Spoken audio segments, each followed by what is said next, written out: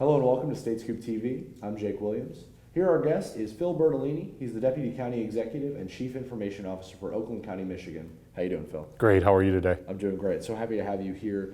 You know, Phil, we've been talking all week here at NASCIO about priorities and about, what states are doing, but I really was excited to bring you in. I wanted to hear the local perspective. What are some of your top priorities as the County Chief Information Officer for Oakland County? You know, that's an interesting time we live in, right? And the states have some different priorities than we do locally, but yet some of our priorities are the same. The ability to have strong mobility in our technologies to allow our citizens to engage with us and to engage our team, our staff is very important. But I also look at this whole longevity of our technologies and the ability to keep current with what's happening today. And as we as IT organizations become more of an implement versus a build shop, then you find yourself being beholden to whatever technology is out there in the private sector. And so I think we as a government need to be better at negotiating, we need to be better at procuring, and we need to be better at partnering with each other because there's some things we can do together that we can't do apart. And then finally, I think one of the big issues we're going to have, obviously cybersecurity. I mean, we could talk about cybersecurity all day. Top priority. But another priority I see on the horizon is how are we going to have a really good disaster recovery backup situation with each other? And many small governments don't even have it. There's governments that call me on the phone and say, we don't do backups. So they're ready to lose everything. Well, it's not because they want to, it's because they can't. How can we partner up to regionally as well as statewide, as in across the nation, to provide solid disaster recovery systems that everybody can take advantage of? And I think there's some opportunities there. That's awesome. That's a really good point. And we hear a lot about disaster recovery. It was on the 2016 top 10 priorities for state CIOs, and it remains a top priority, across public sector. Well, you think about it, in the disaster recovery world, we would normally have to go out of state. I mean, here in Oakland County, Michigan, we're 1.2 million people, 910 square miles, and our county executive, L. Brooks Patterson, has always said, hey, let's make sure we're secure, let's make sure so we were doing outstate disaster recovery. I was spending $500,000 a year on disaster recovery when I could go 40 miles down the road and find a perfectly good data center in someone else's government or a community college or whatever it may be. Why aren't I doing that? If they knock out us and they knock out stuff 40 miles away from us, I don't know what's left to recover. So we need to be working on that and working more collaboratively. Absolutely. So Phil, I've known you for a little while, and I know that you're definitely passionate about what you do, and you care a lot about county IT, and you care a lot about making sure that governments have the best technology that they can. But what aspect of your job, what aspect of being a county IT leader, what aspect are you most passionate about, and what really keeps you getting out of bed and going to work every morning? Yeah, why do I do what I do? Yeah. And something we need to remember in government, especially at the local level, because if you think about local government, that's where the rubber hits the road. That's where people can walk in, knock on the door, and actually talk to you and get local services. But then I think to myself, what is it that keeps me doing this? And I have a passion for why we do government. And we need to remember that, because many times we know what to do. We know to push this piece of paper. We know to take this license. We need to do these fees. But do we know why we exist?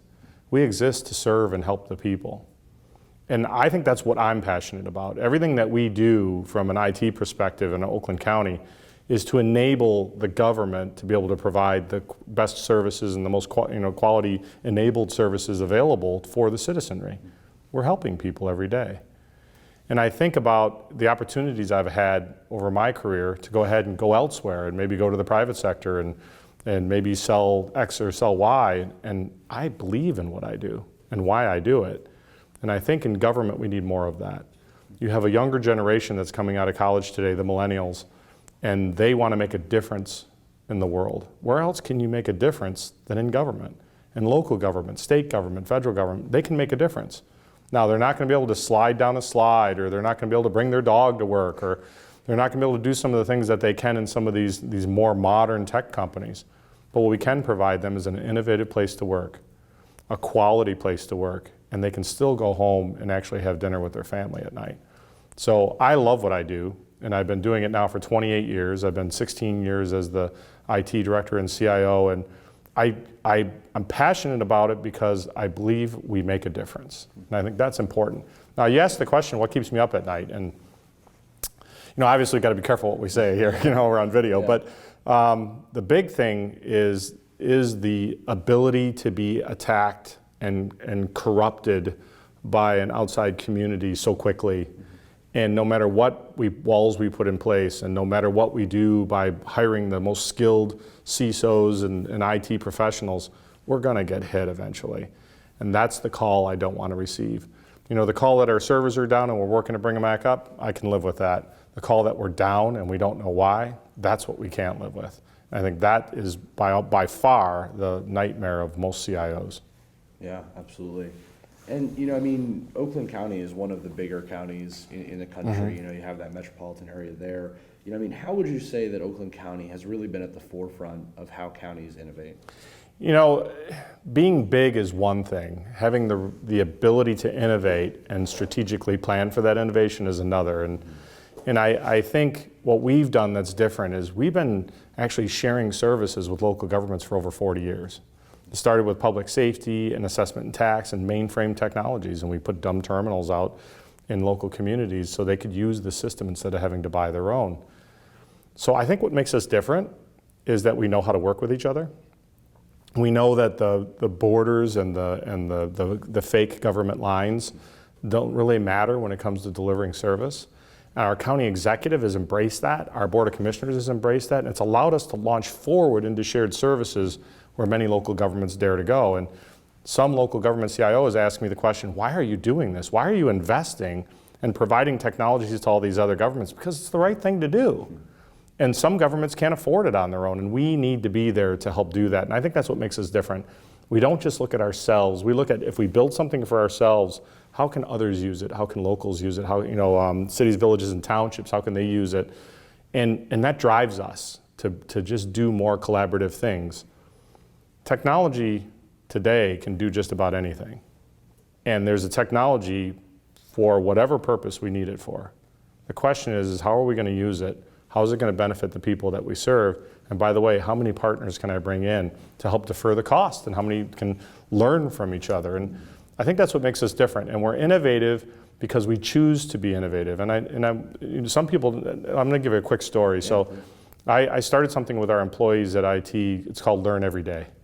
And I read an article where if you read something an hour a day, after a year, you're an expert in it. Makes sense, right?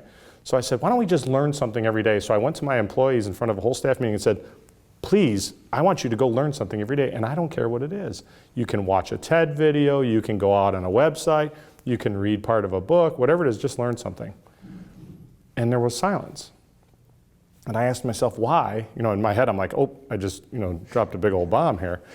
And one person raised their hand and said, well, what do you want us to learn? And I said, that's what I want you to go do. And what I realized at that point was we have to foster an environment of innovation. And if we don't push our people and trust our people to go learn, they won't innovate.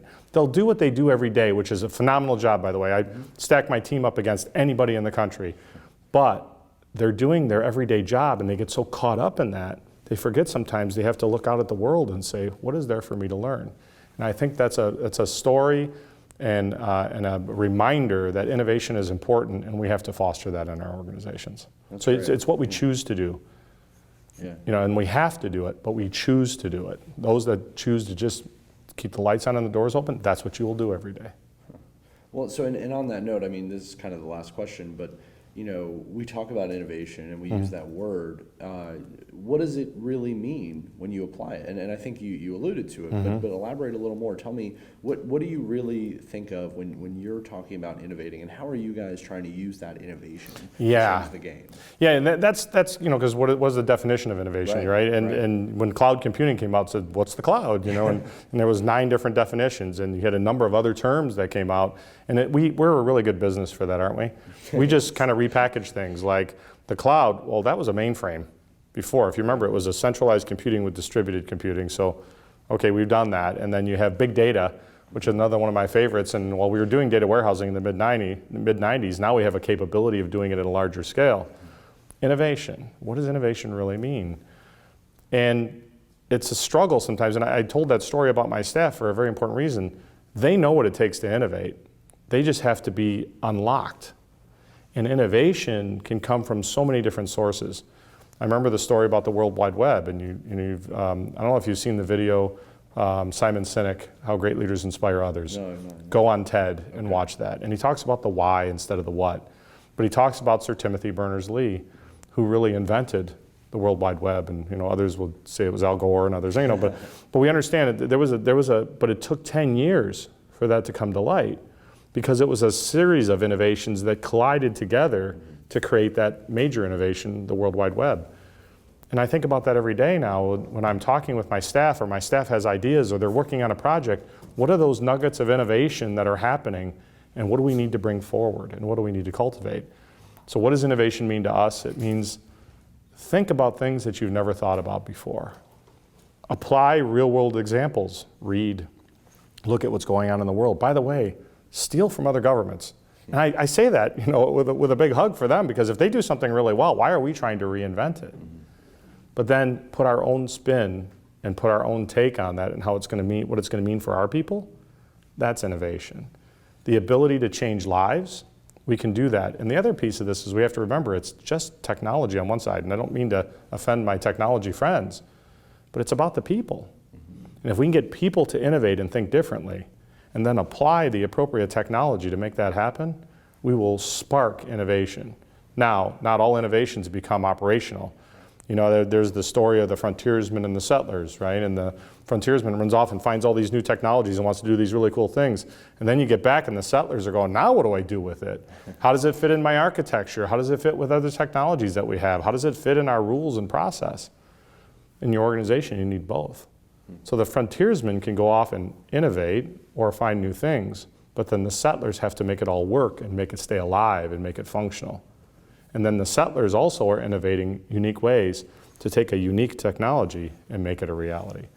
There's so much on that topic, and there's so many things that we could talk about, but the one thing we have to do as CIOs is trust our team, trust our people to come up with innovations, and then trust that we're going to steal from others, because that's okay. That's important. Sincerest form of flattery is when someone does a program that you did and makes it even better.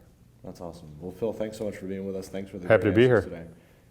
For more about what Oakland County, Michigan is doing, as well as local governments across the country when it comes to information technology, check out statescoop.com and subscribe to the Daily Scoop newsletter. Again, I'm with Deputy County Executive of Oakland County, Michigan, and Chief Information Officer Phil Bertolini, and I'm Jake Williams. Thanks for watching.